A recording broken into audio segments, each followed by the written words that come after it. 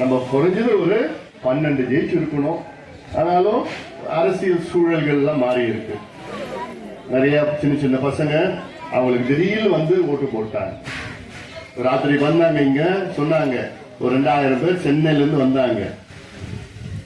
தேர்தலுக்கு ஒரு நாளுக்கு முன்னாடி வந்தாங்க. சென்னையில இருந்து நேரா வந்தாங்க. வந்து அவங்க சொந்தக்காரங்க, மாமா, மச்சான், பாட்டி, ஆயா எல்லாத்தையும் சொல்லி ஓட்டு போட வச்சிருந்தாங்கன்னு. அதுதான் மாற்றம் வந்திருக்குன்னு சொல்லியிருக்காங்க. அதில் அரசியல் மாறிட்டு வருது. இப்போ நமக்கு முதலமைச்சர் விஜய் அவர்கள் தமிழ்நாடு முதலமைச்சர் வந்திருக்காரு.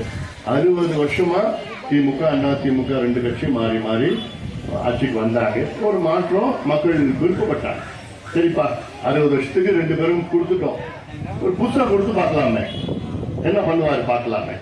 மக்கள் மனசுல எண்ணம், அந்த எண்ணத்துலதான் நிறைய பேர் கொஞ்சம் ஆதங்கத்துல போட்டாங்க.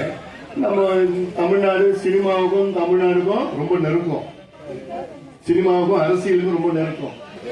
இந்தியாவில் வேற எந்த மாநிலத்திலையும் அரசியல் வந்து சினிமாவை வச்சுக்கிட்டு அரசியல் வேற எந்த மாநிலத்திலும் இல்லை. ஆந்திராவில் என்.டி. ராமராவ், சிரஞ்சீவி, பவன் கல்யாண் மட்டும். கேரளாவில் இல்லை, கர்நாடகா, ஆந்திரா, மற்ற எல்லா ஊர்லயும் எதுவும் கிடையாது. தெலுங்கானாவில், தமிழ்நாட்டில் இருக்கு. காலங்காலமா அப்படிதான் வந்துட்டு இருக்கு. அதனால இன்னொன்னு, நம்ம விஜய் அவர்கள் முதலமைச்சரா வந்துட்டாரு. வந்துட்டு இப்போ ஒரு மாசம் ஆகுது. எப்படி பண்ணிட்டு இருக்காரு? இன்னும் எதிர்பார்ப்புகள் நிறைய இருக்குது அவங்களுக்கு. இன்னும் எப்படி பண்ணணும், உங்களுக்கு என்னென்ன எண்ணங்கள் இருக்கு, எல்லார் மனசுல இருக்கு. இப்போ நான் சொன்னாங்க, எங்க பிள்ளைங்களுக்கு பாதுகாப்பு வேணும், பாதுகாப்பா பள்ளிக்கூடம் போகணும், வேற எங்களுக்கு என்ன இருக்குது, நாங்க படிக்கல, என் பிள்ளைங்க என்ன. போலூர்ல ஒரு அரசு கல்லூரி கூட கிடையாது. விடுதலை கிடைச்சு நமக்கு கிட்டத்தட்ட 79 ஆண்டுகள் ஆகும். விடுதலை கிடைச்சி 79 ஆண்டுகள் ஆகியும் போலூர்ல ஒரு அரசு கல்லூரி, எந்த கலை, அறிவியல், பொறியியல் கல்வி எதுவுமே கிடையாதுன்னா. எம்எல்ஏ, எம்பி, மந்திரி எவ்வளவு பேர். அப்போ என்ன நிலையில இருக்கிறோம், எது முக்கியம் தெரியாம இருக்கிற. அரசியல் புரிதல் இல்லை, உங்களுடைய தேவைகள் புரிதல் இல்லை. இதெல்லாம் மாற்றி அமைக்க வேண்டும். அதுக்காகத்தான் இன்னும் நம்ம கிட்ட இளைஞர்கள் இன்னும் வரணும், நிறைய வரணும். அவங்க தான் அடுத்த தலைமுறை, அவங்க தான் நடத்த போறாங்க. அவங்க எண்ணங்கள் தான் பிரதிபலிக்கும், நடத்துறாங்க, எல்லாம் இருக்கு. அதனால அந்த விஷயமா நம்ம செய்யணும். நமக்கு எல்லாம் ஒன்னா வரணும். இன்னும் நம்ம கட்சி, நம்ம இயக்கம் நமக்கு இன்னும் நல்லா பலமா இருக்கணும். அதுக்காக தான் இப்ப நானே வந்துட்டேன் இப்ப கிராமத்துக்கு. இப்ப நேற்று 2 நாளா திருவண்ணாமலை மாவட்டத்தில் 8 தொகுதி இருக்கு. இந்த 8 தொகுதியிலையும் பாட்டாளி மக்கள் கட்சியினுடைய மூத்த நிர்வாகிகள் 90 பேர். மூத்த நிர்வாகிகள் யாரு? கட்சியினுடைய பொதுச் செயலாளர், பொருளாளர், துணை செயலாளர். அரசாங்கத்தை வலியுறுத்த போறோம். இப்ப நம்ம இந்த மாவட்டத்தில் எம்எல்ஏ ஜெயிக்கலாம் கூட ஒண்ணும் இல்லை, நம்ம பண்ணிட்டு தான் இருக்க போறோம். மக்களுக்கு சார்ந்த கட்சி நம்ம கட்சி. எத்தனையோ பேர் எம்எல்ஏ ஆனாங்க, எம்பி ஆனாங்க, அமைச்சர் ஆனாங்க, ஒன்னும் பண்ணல.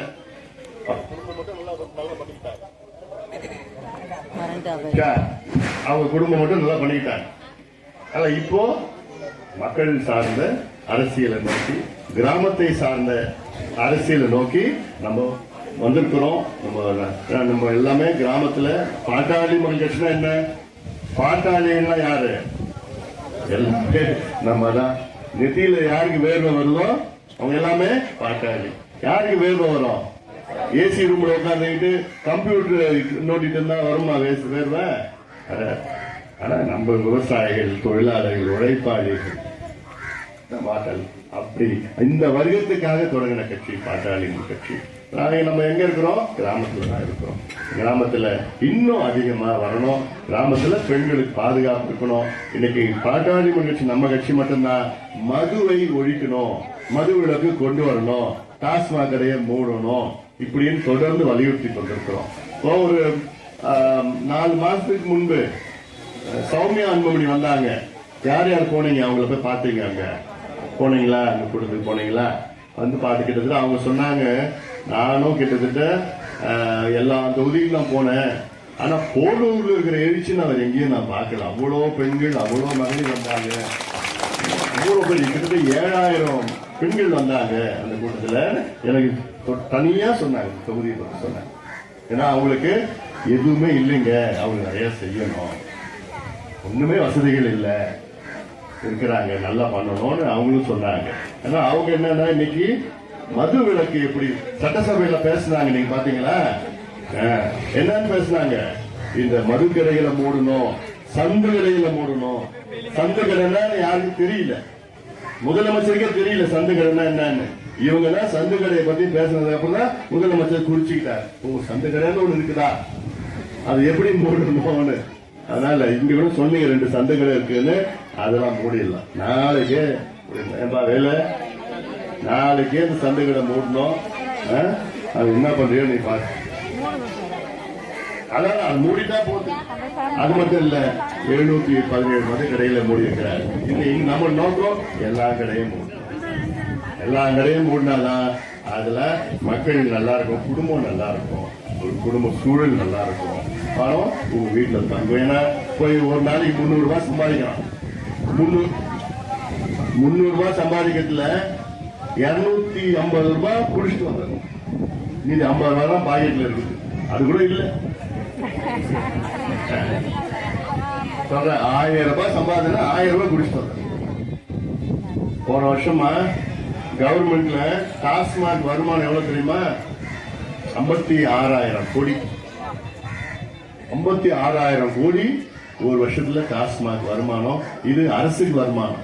இதுல பிளாக்ல சந்து கடை, அந்த கடையில எல்லாம் 50,000 கோடி. 1 லட்சம் கோடி ஒரு வருஷத்துல தமிழ்நாட்டு மக்கள் குடிக்கிறாங்க.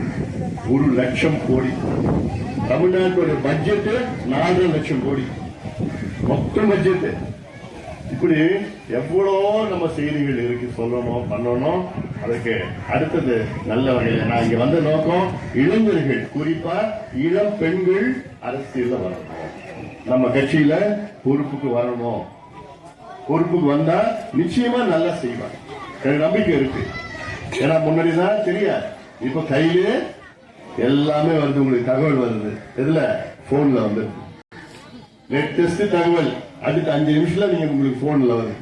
ஆனா அந்த தகவல் இருமுனை கூறு உள்ள கத்தியது. உங்களுக்கு வர தகவல் உண்மையா இருக்கான்னு தெரியாது. யாராவது ஒண்ணு குரூப்ல போட்டுடுவான், அது பொய்யான செய்தி. குரூப்ல போட்டு உடனே பரபரப்பா இருக்கும். அது நீங்க உங்க குரூப்ல அடுத்தது ஷேர் பண்ணுவீங்க, ஒரு பொய் வேகமா பரவும்.